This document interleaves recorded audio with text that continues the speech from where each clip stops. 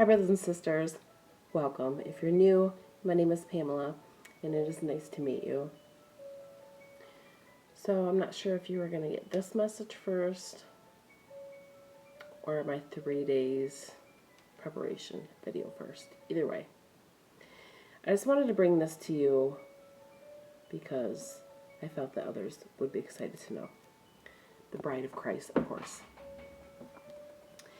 So, this morning, I wanted to be spirit-led in my Bible study. I don't even know if I'll get my Bible study out. I might have to wait till tomorrow because of it taking so long to upload a video. And Brielle's awake, so I got just a few minutes. So I'm going to get this video out. But I thought it was interesting to know, for you guys to know this. So this morning I was reading in Ruth. And I was reading the story and how the Lord has been doing things with me the past couple of days. Is he will give me scriptures to read, whether it be one chapter or a few chapters, and he'll tell me to pick. When I go into reading them, he'll say, pick out the verses that stand out to you. So that's what I began doing. So anyways, he sent me to Ruth. So I'm reading it through it, and he has me writing down meanings to names. I'm like, okay, I don't really understand why he sent me to Ruth. But anyways, while I was there reading it, it made me think of Paige. And so I was like, okay, Lord, I got to talk to you about Paige. So when we have our time together, remind me so I don't forget to talk to you about her. So let me go back and tell you why I said that. Because this past week, I believe it was like Friday or so, see, most of you guys know that Paige don't live with me. She decided to move out and go to her dad's house when she was 16. We hold her accountable to biblical principles, and there's certain things that we expect you to do. And integrity is very, very big in our house. Following the Lord, make sure that you honor him.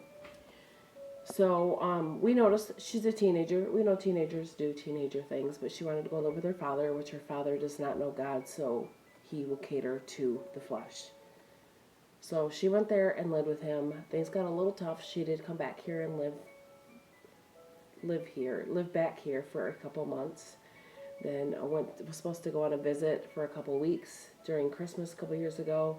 And she packed everything up and moved back to her dad's and didn't tell me. I was heartbroken. So I was heartbroken and was just like weeping for 3 days because I thought we had a closer bond than that. So anyways, but I had to remember, you know what, I did the same exact type of stuff when I was her age and everything. So whatever, I let that go. Well, she's now moved. She moved out of her dad's, moved to her aunt's, into her dad's ex-wife, and now she's staying there, and she's staying in a garage. And I was talking to my husband about it, and you know, Adam's like, she doesn't need to be staying in a garage. That's not even legal. He's an electrician, so you know, he's thinking of electrician. You know, he's like, that's not code. Like, you can't do that. He's like, why don't you talk to Paige and try to tell her to come back. Tell her to come back here. You know, she's about ready to graduate high school, like in a few days. I think the June 6th is her graduation date. And she's living in a garage. She doesn't have a driver's license or a car or anything. Like, nobody has did that for her. Nobody has held her accountable to, you know, just growing up. So he said, why don't she come back here? Talk to her about coming back here. And the Lord has never put that on my heart. I love her, and I would love her to come back here. The Lord's never put that in my heart. But I took it to prayer, and I said, let me pray about it, because I don't want to do anything out of the will of God. So I took it to prayer, and I said, Lord, if this is supposed to go on, if she's supposed to move back here, then I pray that you prepare her heart for me to speak to her.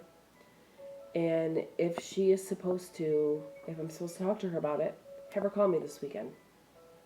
Because she's been calling me quite a bit. Well, I didn't get a call this weekend. No call.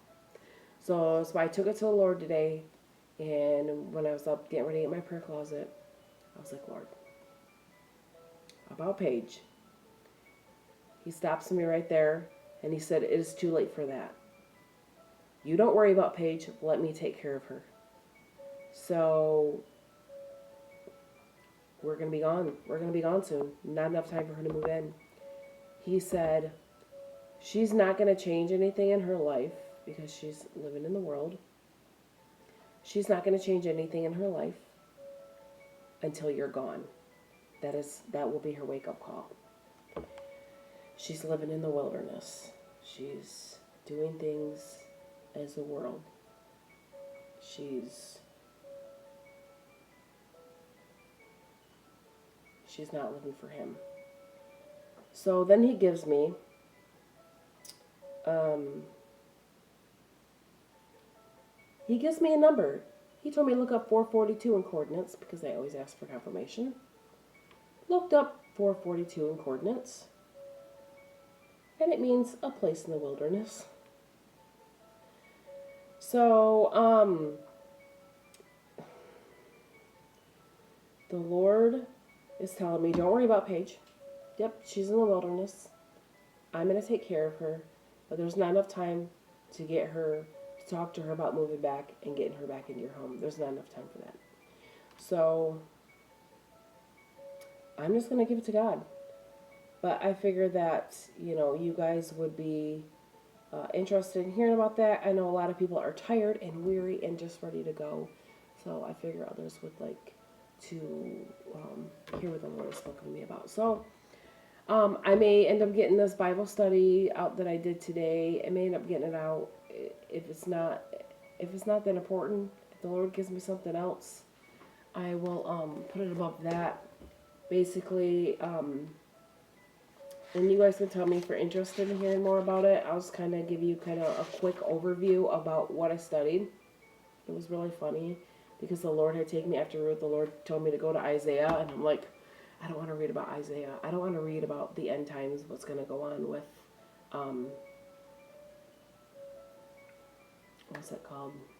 Eating human flesh, and I don't want to read about that anymore. It's like, Lord, please don't make me do it. And he said, Isaiah 12. So I go in and read Isaiah 12, and I'm like, okay, Isaiah 12, awesome. He what he had me do was it sticks out to me what I'm supposed to write down, and I take from that, and it says, in that day, and so in that day. So this is clearly about the end days, and he's talking about, I will praise you, although you were angry with me, your anger is turned away, and you have comforted me. So that was just about that, but then he goes on. But then after I read that one, I'm like, okay, Lord, where do you want me to go now? Hoping he's going to send me somewhere else. And I seen in my mind, one of those alarm clocks, and it has the black and white thing, and they flip, like the thing, it'll flip through every minute. It went from 12 and it flipped to 4. It went from 2 to flip to 4, so 14. I'm like, okay, which I believe that chapter 14 was a chapter I didn't want to read again, and I'm like, okay, I don't want to read it again, but I will. So I started reading it, and I'm like, okay, what I realized after I was reading chapter 14 is that chapter 13 was a chapter that I didn't want to read again because it talks about all that gonna go on that I don't want to read about again because it's heartbreaking. And so he let me skip that and read 14. And then 14 is all about Satan. And so it goes to, it is speaking a lot about what the knowledge that the Lord allowed me to have about the Freemasons and stuff going on and what's going to happen in the end. And it lines up with that. And then what they look at Satan as the bright and morning star, or not the bright and morning star, the morning star and the son of the dawn, which they talk about it. That's who they worship. They worship him. They know all this. So anyways, it goes into much more detail, and I have this information if you guys want it. I don't even know how long people watch my videos, but if you see this and you're interested in hearing what the Lord showed me about Satan, go ahead and put it down at the bottom.